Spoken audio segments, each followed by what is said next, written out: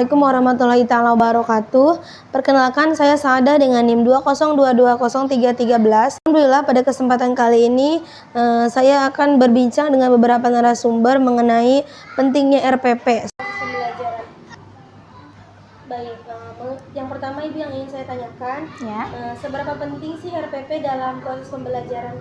Kalau menurut saya RPP itu sangat penting ya. Iya betul, karena untuk memastikan proses pembelajaran secara sistematis, terstruktur, yang berorientasi pada siswa itu sendiri, pencapaian kompetensi siswa. Iya betul. Yang kedua, ada nggak sih contoh penerapan RPP yang lebih efektif? Ada. Contohnya? Iya, contohnya RPP yang berbasis proyek.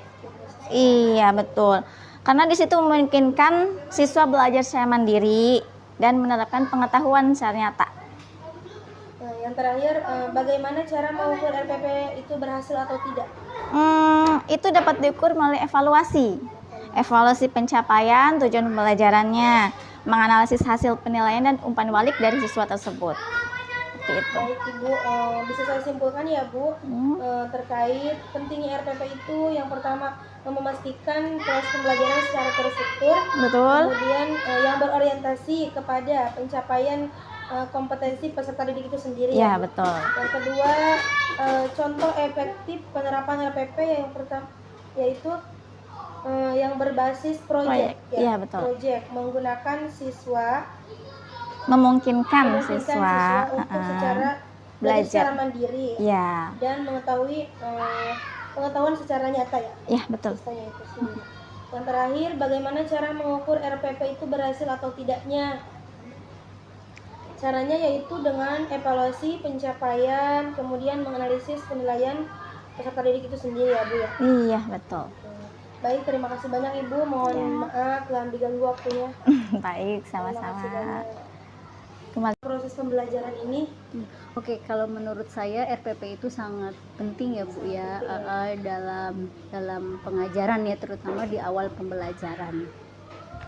Kemudian bagaimana sih RPP mempengaruhi kualitas pembelajaran? Menurut Ibu, seberapa penting sih RPP dalam proses pembelajaran? RPP penting banget. Karena apa? Karena kita harus memastikan proses pembelajaran itu satu hari itu paling tidak ada strukturnya, ada sistematisnya, dan kita bisa lihat pencapaian kompetensi si anak atau siswa. Kemudian bagaimana sih RPP mempengaruhi kualitas pembelajaran itu sendiri?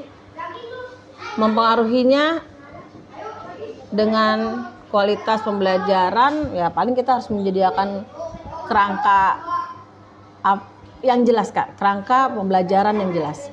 Terus kita juga harus menyiapkan atau memfasilitasi metode apa sih yang mau dipakai gitu ya. Terus kita mau pakai yang mana, variasi apa yang mau kita sampaikan ke siswa. Dan yang terakhir yaitu memantau hasil dari anak-anak atau siswa. Kemudian apakah ada contoh penerapan RPP yang lebih efektif untuk peserta didik, khususnya kelas tinggi? Kan Ibu sekarang ngajar kelas tinggi ya Bu? Kalau contoh penerapan yang efektif itu kalau di kelas tinggi biasanya lebih ke project ya Kak. Kalau project itu jadi kita bisa tahu nih siswa ini mandirinya kelihatan kalau kita pakai itu ya RPP. Lalu kita juga bisa melihat tingkat pengetahuan anak ini lebih real. Kayaknya seperti itu deh. Kemudian bagaimana sih cara Ibu mengukur RPP itu udah tercapai atau belum gitu dalam pembelajaran?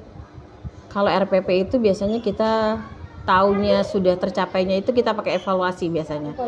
Evaluasi. Karena apa? Kita juga kan nggak bisa main asal tembak aja ya Kak. Paling nggak kalau dengan evaluasi kita harus bisa menganalisa dulu apakah anak itu ada feedbacknya atau tidak. Kita harus tahu juga umpan balik dari siswa. Seperti itu sih. Bisa saya simpulkan ya Bu mengenai pentingnya RPP itu yang pertama membantu guru itu sendiri untuk merancang pembelajaran yang terstruktur. Iya. Yang kedua memastikan pencapaian tujuan pembelajaran itu sendiri. Iya benar. Yang ketiga yaitu menyediakan bahan ajar untuk peserta didik. Kemudian Tadi yang lebih efektif itu semacam berbasis project Ya, kalau saya lebih ke project sih, Kak. project Ya. Kemudian yang terakhir, cara mengukur RPP itu udah efektif atau belumnya, Ibu melakukan dengan cara evaluasi ya Bu? Ya, evaluasi. Kemudian dari adanya umpan balik Iya. dari peserta Iya, didik. betul. Oke, baik Dan Bu, memberi- terima kasih banyak atas waktunya. Sama-sama, Terima Kak. kasih banyak, mohon maaf sudah saya ganggu waktunya. Nggak apa-apa, cuma bikin rapot doang kok. Terima kasih ya Bu. Iya, sama-sama.